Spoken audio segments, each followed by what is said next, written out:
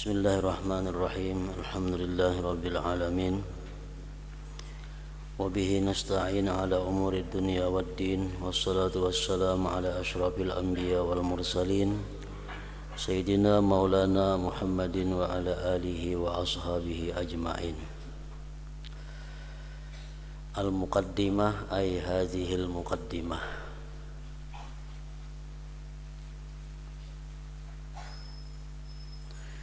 Bismillahirrahmanirrahim. Telah berkata Al-Imam Al-Alim Al-Allamah yang bersangatan alim, Hujjatul Islam wa Barakatul Anam, Abu Hamid Muhammad bin Muhammad Al-Ghazali At-Tusi rahimahullahu ta'ala. Segala puji bagi Allah sebenar-benar pujian. Salawat dan salam tercurah kepada sebaik-baik makhluknya, penghulu kita Nabi Muhammad, dan juga kepada keluarga dan para sahabatnya dan pengikut-pengikutnya. Ketahuilah wahai saudaraku yang sangat berminat dan mempunyai perhatian dalam mencari ilmu, yang telah menunjukkan himmah, artinya keinginan yang tinggi dan rasa sangat dahaga terhadap ilmu pengetahuan. Seandainya engkau berniat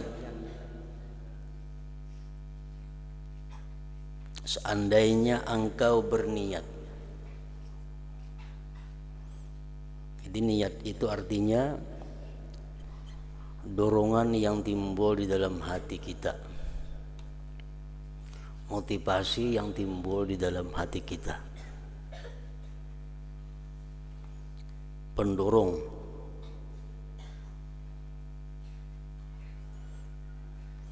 Seandainya engkau berniat dengan mencari ilmu ini untuk berlomba-lomba dan mendapatkan kemegahan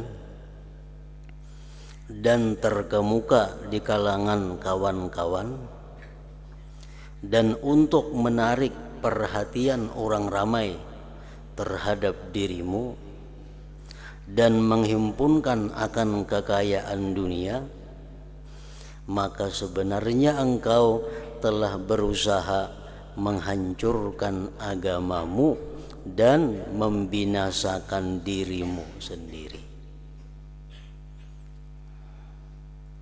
dan menjual akhiratmu dengan mendapatkan harta benda dunia, maka perjualanmu adalah rugi dan perniagaanmu porak-poranda, dan guru yang mengajarmu adalah dikira menolongmu di dalam membuat maksiat, dan guru juga akan merasakan kerugian. Nah, dorongan menuntut ilmu, tujuan untuk menuntut ilmu agama untuk mendapatkan kemegahan, supaya terkemuka di antara orang-orang,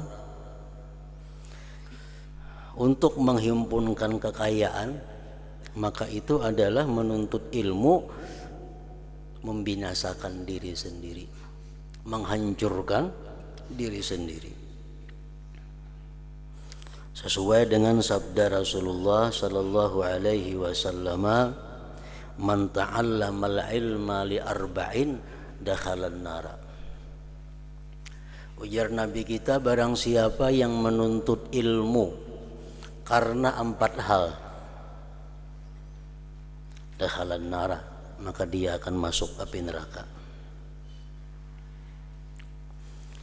Pertama, liyubahiya bihil ulama, dia menuntut ilmu untuk bermegah-megah dengan ulama.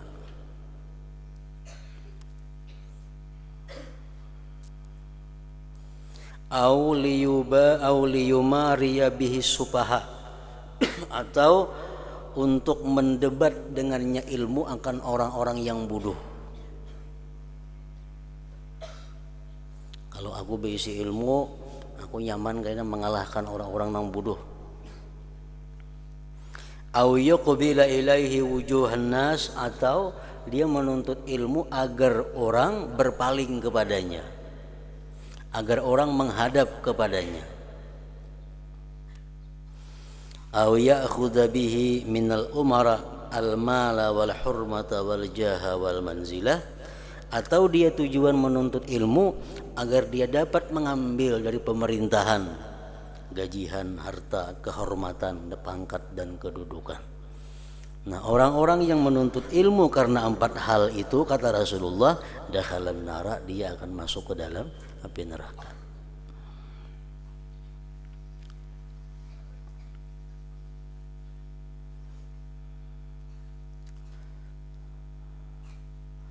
Dan guru yang mengajarmu adalah dikira menolongmu di dalam membuat maksiat. Kenapa? Karena yang dilajari ini sudah tujuannya untuk maksiat.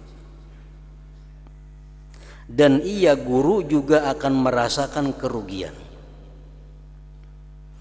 Ketika ini guru yang mengajarmu itu laksana seorang yang menjual pedang kepada perampok. Menjual pedang kepada perampok hukumnya adalah diharamkan karena menolong orang berbuat kejahatan. Nah, demikian pula seorang guru yang melajari muridnya, yang muridnya itu menuntut ilmu untuk tujuan-tujuan keduniaan, maka guru pun mengajari itu dapat kerugian. Seperti sabda Rasulullah sallallahu alaihi wasallam, man a'ana ala maksiatin walau bi syatri kalimatin kana syarikan lahu biha. Artinya, siapa yang menolong orang lain, memberikan fasilitas kepada orang lain melakukan sesuatu maksiat, walaupun hanya dengan setengah kalimat, maka orang itu dikira dianggap berfungsi di dalam melakukan maksiat tersebut. Umpamanya di belakang rumah kita ada orang berjual arak, Nah, datang orang anak mencari arak, mencari minuman keras. Di mana jurang di sini rumah si Pulan menjual minuman keras ini tuh. Belakangnya kita. Nah, kata-kata kita belakang itu membuat kita bersekutu dengan orang yang menjual arak, bersekutu dengan orang yang meminum arak, walaupun hanya dengan separuh kalimat menunjukkan kepada sesuatu maksiat. Kana syarikan lahu biha.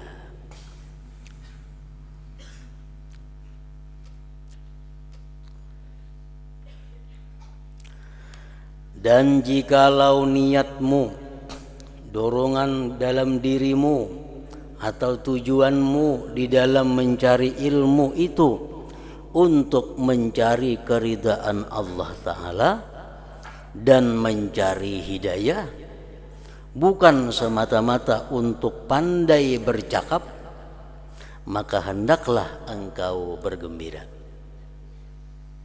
Kalau kita tujuan menuntut ilmu supaya dapat keridhaan Allah, supaya dapat hidayah dari Allah, kita menuntut ilmu, bergembiralah kita. Para malaikat telah mengembangkan sayapnya apabila engkau berjalan dari tempat tinggal kita menuju tempat majelis pengajian, yang mana kita berangkat menuntut ilmu, tujuannya untuk mencari ridha Allah. Malaikat menaungi kita dengan sayapnya. dan ikan yang ada di dalam laut semuanya memintakan ampun bagimu apabila engkau berjalan. Sejak kita berjalan dari rumah sampai ke tempat pengajian yang mana kita menuntut ilmu karena untuk ridha Allah, karena untuk mencari hidayah, makin jauh kita berjalan maka makin banyak iwak-iwak di laut memintakan ampun kepada Allah Subhanahu wa taala terhadap orang yang menuntut ilmu tadi. Nah, jadi menuntut ilmu agama dengan tujuan untuk mencari keridhaan Allah, untuk mencari hidayah Allah, itu merupakan satu dari sekian banyak niat-niat yang baik di dalam menuntut ilmu agama. Makin banyak niat dorongan dalam diri kita untuk menuntut ilmu, makin banyak niatnya, makin banyak pahala yang didapat oleh kita. Imam Ghazali mengatakan, fa inna ta'atal wahidah yumkinu ayyan wiya biha khairatin katsirah fayakunu lahu bikulli niyyatin sawab idh kullu wahidatin minha hasanah. Ujar Imam Ghazali mengatakan bahwa satu perbuatan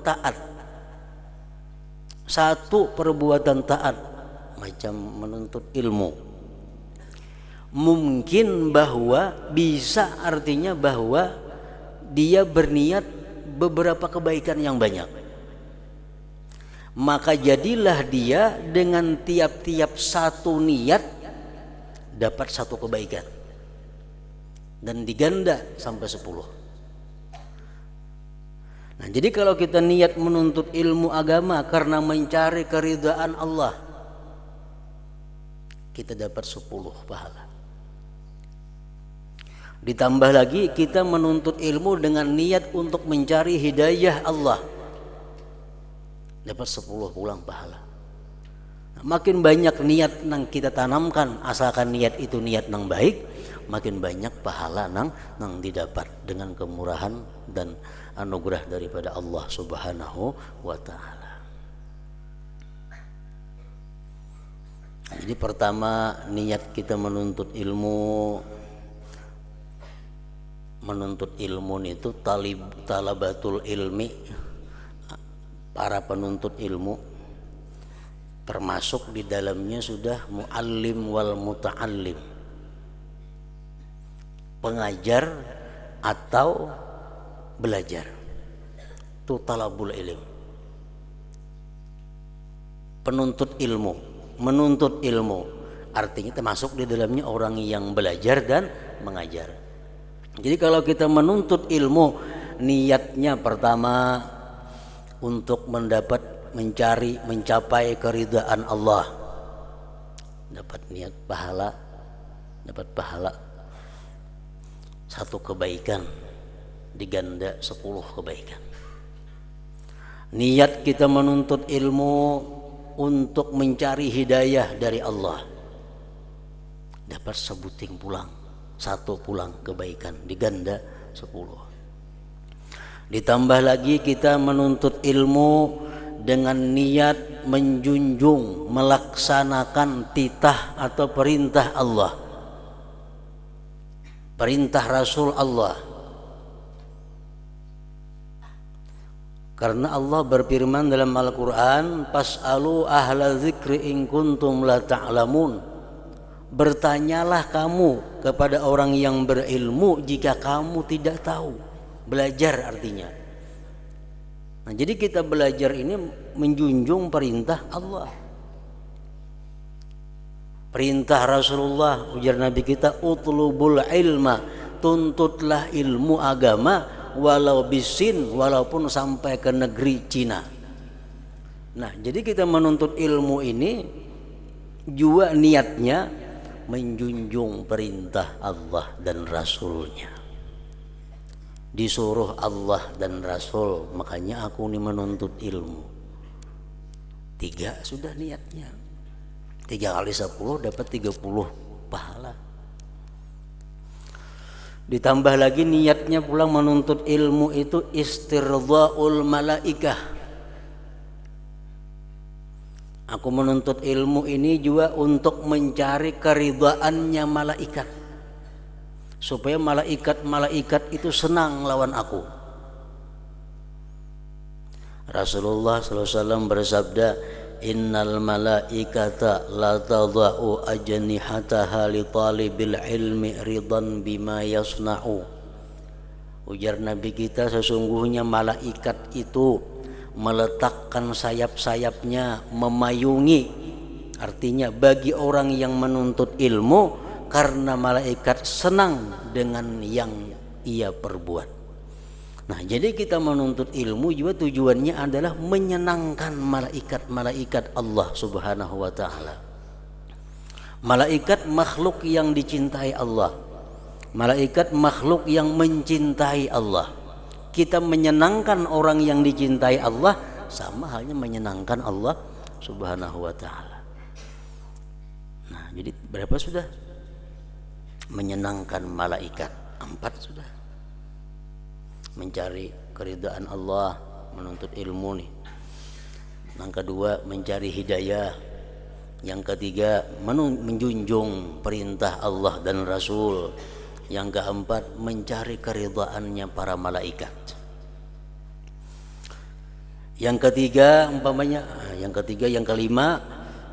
kelima tujuannya kita menuntut ilmu, niat menuntut ilmu, talabul maghfirah war rahmah wan najah minan nar. Aku menuntut ilmu ini maksudnya adalah, niatnya adalah juga mencari ampunan, mencari rahmah dan keselamatan daripada api neraka.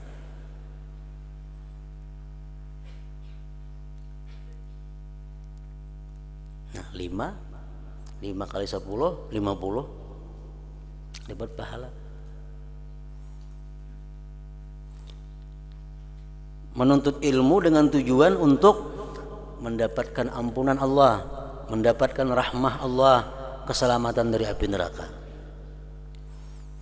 Rasulullah SAW bersabda, man ahabba ayyanzura ila utaqaillah minan nar falyanzur ilal muta'allimin, ujar Nabi. Siapa nang hendak, ujar Nabi, memandang, siapa nang hendak melihat orang-orang nang terbebas dari api neraka, siapa nang hendak memandang orang-orang nang dibebaskan dari api neraka, pandanglah orang-orang yang menuntut ilmu agama. Nah, jadi kita belajar ilmu agama tujuannya juga apa? Supaya selamat dari api neraka. Karena Rasulullah mengatakan, siapa hendak tahu orang yang bebas dari api neraka, lihati orang-orang menuntut ilmu agama. Fawalladzi nafsu Muhammadin biyadihi ma min muta'allimin yakhtalifu ila babil alim illa kataballahu lahu bikulli harfin wa bikulli qadamin ibadata sanatin wa banalahu bikulli qadamin madinatan bil jannah. Demi Allah, kata Rasulullah, tidak ada seorang pelajar yang datang ke tempat pengajian melainkan Allah tulis bagi dia dengan tiap-tiap huruf yang didengarnya, tiap-tiap huruf yang dilihatnya, tiap-tiap huruf yang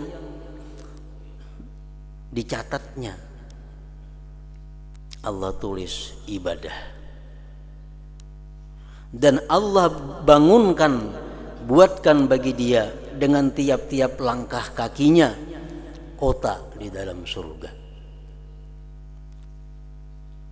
Wa yamsi 'alal ardi wal ardu tastaghfiru lahu. Orang yang menuntut ilmu ini dia berjalan di muka bumi, bumi memintakan ampun baginya. Berjalan di muka bumi, bumi memintakan ampun, ya Allah ampuni orang berjalan di atasku nasi pulan bin pulan karena dia menuntut ilmu agama. Wa yumsi wa yusbihu maghfuran lah, dan di waktu petang, di waktu pagi dia diampuni oleh Allah. Wa syahidat lahul malaikah, dan malaikat pun bersaksi. Wa yaqulun, malaikat berkata, haula utaqaullah minan nar. Ya, malaikat itu orang-orang yang menuntut ilmu agama, orang-orang yang dibebaskan Allah daripada api neraka. Makanya ada hadis yang mengatakan andai kata manusia itu diberi hidayah oleh Allah, tahu bagaimana pahala yang Allah siapkan, pahala yang Allah berikan kepada orang yang menuntut ilmu agama, niscaya bakalahian berebut untuk menuntut ilmu agama itu. Andai kata semua orang diberitahu oleh Allah kayak apa generalnya pahala yang disediakan kepada orang menuntut ilmu, madrasah, pondok pesantren, majelis taklim kada muatnya. Nah, cuma karena ini surga sesuatu yang sangat mulia, surga sesuatu yang sangat berharga dalam pandangan Allah, Allah akan memberikannya kepada orang-orang tertentu, orang-orang yang dipilih oleh Allah untuk menghuni surganya itu. Ada semua orang bisa mendapatkan, melihat bagaimana Allah memberikan pahala kepada orang-orang yang menuntut ilmu tadi. Nah, jadi kita menuntut ilmu, niatnya juga antara lain adalah supaya dapat ampunan Allah, supaya dapat rahmah, dapat keselamatan dari api neraka. 5 macam niat sudah kita menuntut ilmu, 50 pahala dapat. Kemudian lagi niat menuntut ilmu untuk menambah kebaikan kita adalah, aku menuntut ilmu ini asyukru ala ni'mati sihhati wal farag. Aku menuntut ilmu ini sebagai syukurku atas kesehatan yang diberikan Allah dan kelapangan yang diberi Allah. Nah, jadi aku menuntut ilmu ini adalah sebagai bentuk kesyukuranku. Jadi dengan aku menuntut ilmu, aku meniatkan bahwa itu adalah syukurku kepada Allah atas diberi sihat dan lapang.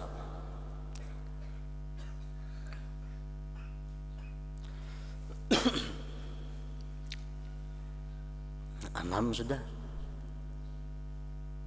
Yang ketujuh, tujuan menuntut ilmu istima'u kalamillah wa kalami rasulih wal ulama. Tujuanku menuntut ilmu, tujuanku ke majelis ilmu untuk mendengari kalam Allah, mendengari Al-Quran, mendengari kalam-kalam Rasulullah, al-hadis, mendengari kalam-kalam perkataan para aulia, para ulama.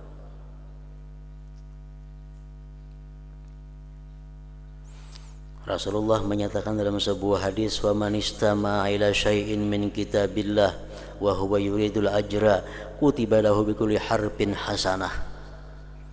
Ujar Nabi kita, siapa-siapa yang mendengari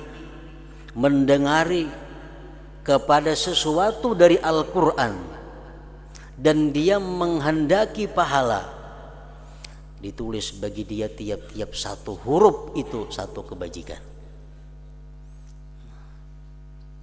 Kita mendengar Bismillahirrahmanirrahim. Berapa huruf Bismillahirrahmanirrahim? 19 huruf. Dapat kita 19 kebajikan kata Rasulullah. Satu huruf dapat satu kebajikan. Nah, jadi kita ke pengajian, niat kita termasuk di dalamnya adalah mendengari kalam Allah, mendengari firman Allah.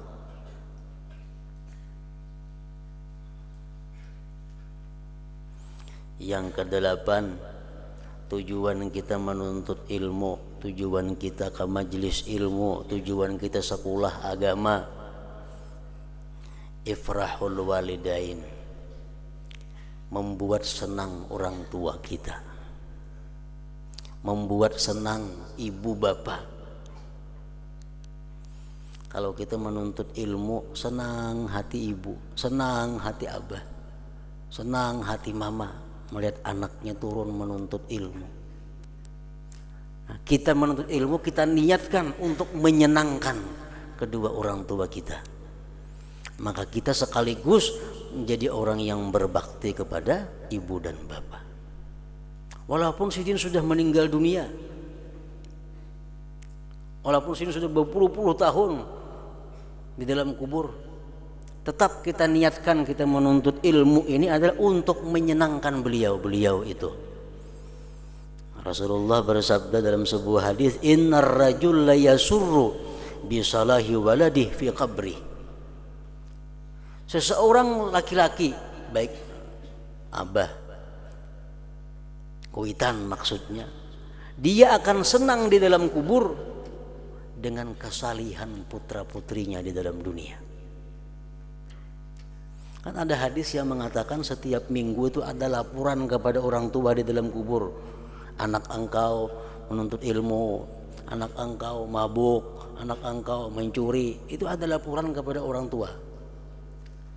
Orang tua di dalam kubur mendengar laporan anaknya menuntut ilmu, anaknya beribadah, yasur, dia gembira.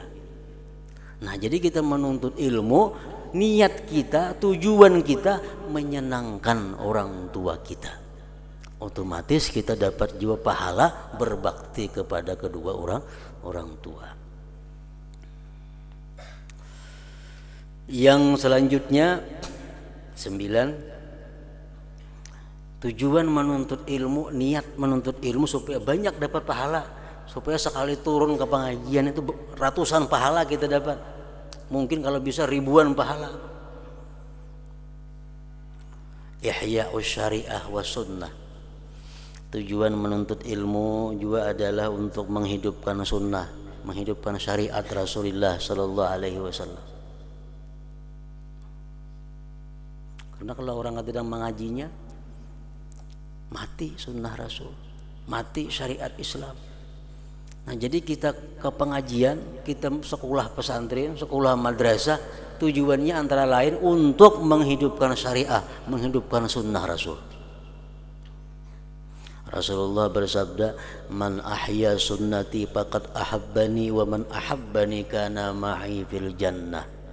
Ujar Nabi, siapa-siapa yang menghidupkan sunnahku berarti dia cinta kepadaku.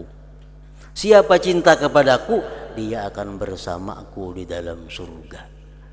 Nah, jadi kita menuntut ilmu, tujuannya, dorongannya antara lain adalah ingin menghidupkan sunnah Rasul, ingin menghidupkan syariat Rasulullah. Yang ke-10, niat kita menuntut ilmu, izalatul jahal, membuangi kebuduhan dalam diri. Kita disuruh Tuhan membuangi kejahilan. Agama memerintahkan kita supaya dibuangi sifat jahil dalam diri dengan cara menuntut ilmu. Izalatul jahli, membuang kejahilan. Imam Sahal At-Tustari mengatakan, ma usiyallah bima'siyatin a'zama minal jahal. Tidak ada satu maksiat yang paling besar daripada maksiatnya kejahilan. Nah, jadi kita menuntut ilmu, niat kita membuang kejahilan, berarti membuang kemaksiatan di dalam diri. Orang jahil itu paling maksiat kepada Allah. Kenapa? Ini beribadah, walaupun pas tetap kada sah. Kenapa? Karena kada berdasar ilmu. Orang jahil sembahyangnya rukunnya, syaratnya, adabnya sempurna, tapi ini tarawahan mepas, kada sah. Yang paling berat orang jahil ini adalah bisa-bisa menganggap sesuatu maksiat bisa dipadahkannya kena taat kepada Allah. Ini kada tahu. Nah, jadi maksiat yang paling besar di dalam diri kita adalah kejahilan itu. Nah, kita menuntut ilmu tujuannya juga untuk menghilangkan kejahilan. Yang ke-11, ini beratus-ratus niatnya menuntut ilmu nih. 100 kali 10 berapa? 1000 dapat pahala sekali turun. 1000 itu kan ganalnya. Ya, belum lagi sahuruf mendengar Quran, 2 huruf mendengar Quran. Al-ijtima' bil ulama was salihin.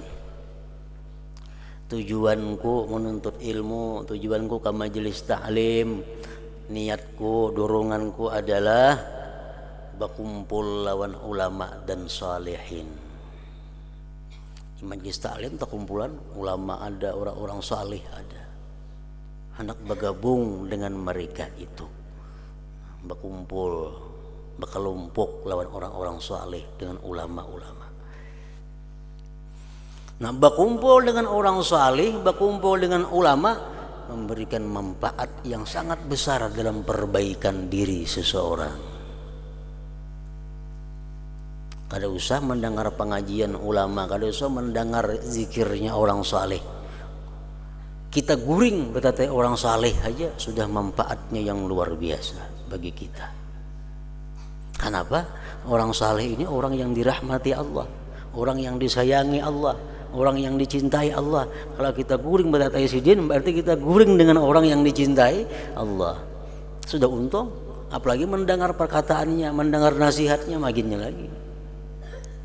Nah, jadi ke pengajian ini turunnya aku ke pengajian antara lain berkumpul-kumpul orang saleh, berkumpul-kumpul ulama niatnya. Habib Ahmad bin Hasan Al-Attas mengatakan, "Idza nasaba rabbuka mauqiban fala taqul la ahdur, fa innahu mayansibu laka mauqiban wahdah. Udkhul bi barakatis salihin law ka'atta indahum wa anta ghafil walakin laka niyyatun salihah a'tauka mimma ma'ahum."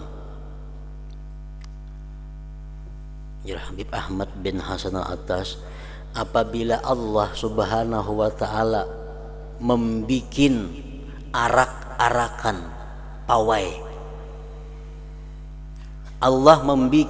apabila Allah membikin pawai. Pawai, kalau pawai ini tuh pawai akbar, orang pawai sana. Jangan kita berkata, kok kada hendak hadir. Nah, kalau Allah tuh mau ulah pawai, Allah nang mau ulah pawai ini, kita nang di sini kok kada hendak hadir. Kenapa? Karena Allah kada akan membawa pawainya kepada kita. Kita yang mendatangi pawainya itu. Maka kalau pawainya Jalan Hasan Basri, kita bergana di Kitun, mau kita ke sini kada mau, kita makan nang ke sana. Kita nang ke pawai situ. Nah, bila kita melihat orang pawai ini itu, berarti kita udkhul bi barakatis salihin. Bila kita melihat orang pawai nang bikinan Allah ini, kita masuk dalam barakatnya orang-orang saleh. Kita masuk gabungan kelompoknya orang-orang saleh. Ini pawai yang bikinan Allah. Allah memamerkan malaikat-malaikatnya, Allah memamerkan surganya, Allah memamerkan bidadarinya, Allah memamerkan segala macam keindahannya. Nah, kita harus hadir ke situ supaya kita dapat bergabung dengan orang-orang saleh. Lau ka'atta indahum wa anta ghafil walakin laka niyyatun salihah a'tauka mimma ma'ahum. Jikalau engkau duduk di pintang orang saleh, betatai orang saleh duduk, walaupun engkau lalai, walaupun hati kemanakah, guring kah, tapi waktu turunnya itu ada niat nang baik, mereka akan memberi engkau sebagaimana yang mereka dapatkan. Mereka akan memberikan kepada engkau sebagaimana apa yang mereka dapatkan. Asal kita niat mulai rumah tujuannya bagus, untuk bergabung dengan orang saleh. Duduk kata orang saleh, berkumpul, guring dia datang. Orang bubar hanya bubar, dapat juga ini sebagaimana yang diperoleh oleh orang-orang saleh itu. Nah, ini barakatus salihin. Nah, turun ke menuntut ilmu, turun ke pengajian, niatnya yang penting antara lain adalah hendak berkumpul orang-orang salihin, berkumpul dengan para ulama. Yang ke-12, niatnya menuntut ilmu lagi. Al-amru bil ma'ruf wan nahyu 'anil munkar. An nafsihi wa an ghairihi.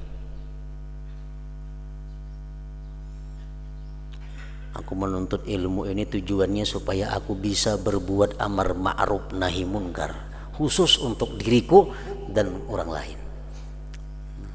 Mun kada menuntut ilmu mana tahu mana kawa amar ma'ruf nahi munkar.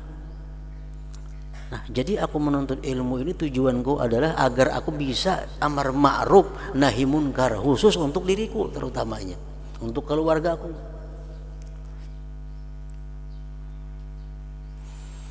Nah, makanya itu 12 niat hanya untuk satu pekerjaan menuntut ilmu. 12 kita kawa misal niatnya, atau 15 atau 100 niatnya, kali pahalanya berapa? Sebuting kebaikan digandakan Allah 10. Makanya itu orang yang menuntut ilmu ini pahalanya lebih baik daripada sembahyang semalaman suntuk, lebih baik daripada mengilangi 100 berapa 1000 orang garing. Kenapa? Karena dengan menuntut ilmu makin banyak niatnya, makin kada kehitungan pahalanya. Nah, di sini Imamul Ghazali beliau hanya mencatat, menuliskan 2 niat. Menuntut ilmu mencari keridaan Allah dan mencari hidayah, bukan semata-mata untuk pandai bercakap. Nah, kalau kita menuntut ilmu niatnya itu 2 aja, misalnya mencari ridha Allah, mencari hidayah, maka hendaklah engkau bergembira. Nah, apalagi kau sampai 12 macam tadi niatnya.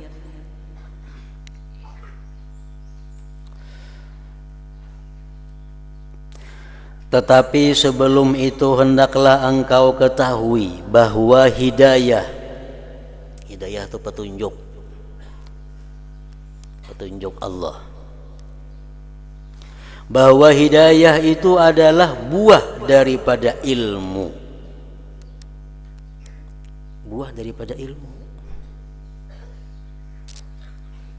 dan bagi hidayah itu ada bidayah, permulaan, dan ada pula nihayah, kesudahan. Dan ada zahir dan ada pula batinnya. Jadi hidayah ini ada permulaan, ada puncak. Ada hidayah bentuknya zahir, ada hidayah batin. Dan engkau tidak akan sampai kepada nihayatul hidayah. Engkau tidak akan sampai kepada nihayatul hidayah. Kayak apa dimaksud dengan nihayatul hidayah? Itu puncak hidayah itu macam apa? Antara lain, orang yang dapat nihayatul hidayah itu orang yang selalu melihat Allah Subhanahu wa ta'ala dimanapun dan kapanpun. Itu orang yang dapat nihayatul hidayah. Dia melihat sebatang pohon, dia ingat kepada Allah. Dia melihat sebuah kendaraan, dia ingat kepada Allah. Dia melihat rumput, dia ingat kepada Allah. Dia melihat duit, ingat kepada Allah. Melihat nasi, ingat kepada Allah. Itu orang yang sudah dapat nihayatul hidayah.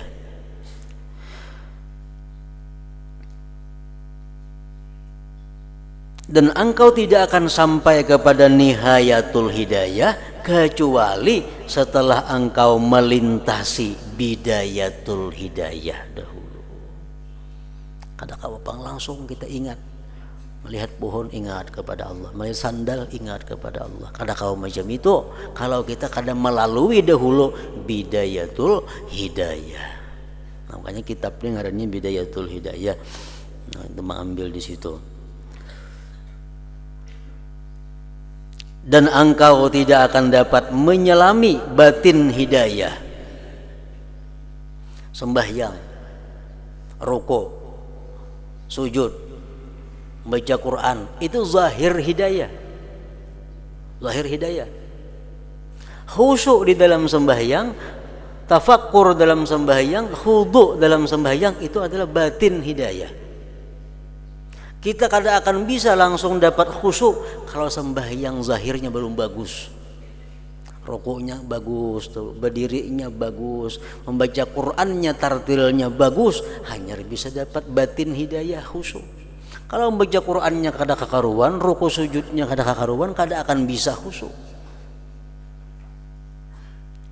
Dan engkau tidak akan dapat menyelami batin hidayah kecuali setelah selesai daripada menyempurnakan segala urusan yang berkenaan dengan zahir hidayah itu.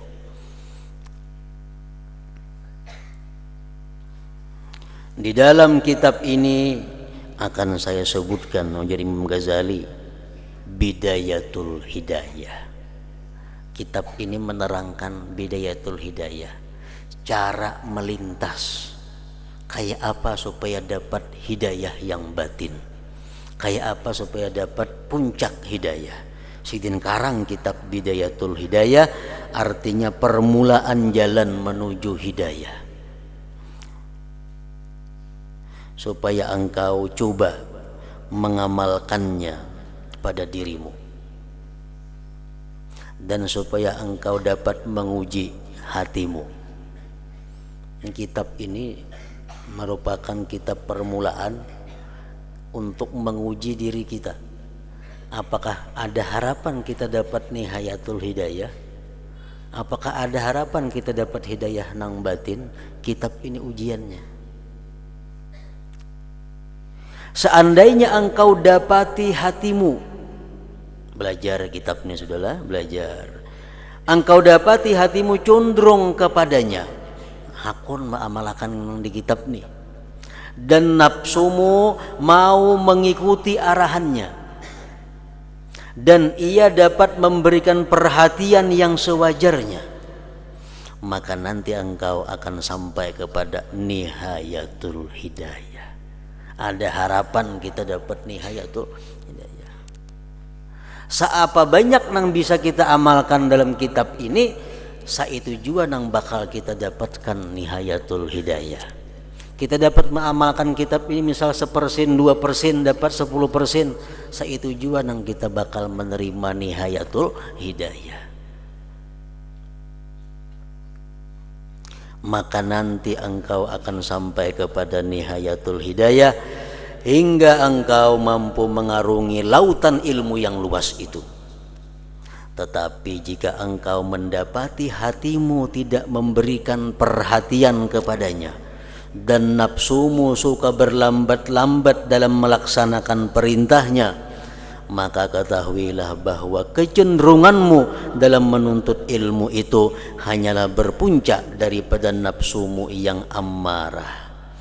Nah, bila kita nih sudah mau belajar kitab ini, kada kau mengamalkan, kulir mengamalkan isi kitab ini, malas mengamalkan isi kitab ini, maka jasirin ketahuilah bahwa kecenderunganmu dalam menuntut ilmu itu hanyalah berpuncak daripada nafsumu yang amarah. Berarti menuntut ilmunya karena nafsu, bukan karena niat yang baik-baik tadi. Karena nafsumu sebenarnya hanya tunduk kepada perintah syaitan yang terkutuk, yang mau menipu engkau dengan bermacam-macam tipu hilahnya, tipu dayanya, sehingga engkau akan terjerumus ke dalam jurang kecelakaan, akan jurang kebinasaan. Nah, jadi kitab ini merupakan batu ujian bagi kita, apakah kita ada harapan untuk sampai kepada puncak hidayah atau kita hanya sampai ingat di sini. Ini kitab merupakan ujian itu. Nah, kemudian syaitan sebenarnya bermaksud supaya engkau melakukan kejahatan.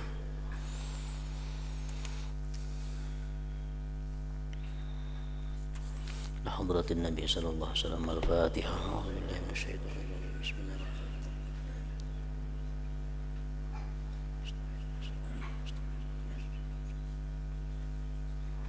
Bismillahirrahmanirrahim. Alhamdulillah rabbil alamin. Wa shalli wa sallim ala sayyidina Muhammad wa alihi wa sahbihi ajma'in. Allahumma ighfir lana wa liwalidina warhamhum kama rabbawna shighara. Allahumma ighfir lana dhunubana wa liwalidina warhamhum kama rabbawna shighara. Allahumma ighfir lana dhunubana wa liwalidina wa limasyayikhina wa li ahbabina wa liman ahsana ilaina ولأصحاب الحقوق الواجبات وللمسلمين والمسلمات برحمتك يا أرحم الراحمين. اللهم انفعنا بما علمتنا وعلمنا ما ينفعنا وزدنا فهما وعلما وعملا وهدى وتوفيقا ومعرفة برحمتك يا أرحم الراحمين. اللهم احفظنا واحفظ من معنا وما معنا من البلاء وشر كل ذي شر إنك على كل شيء قدير. صلى الله على سيدنا وحبيبنا محمد وآله وصحبه وسلم والحمد لله رب العالمين.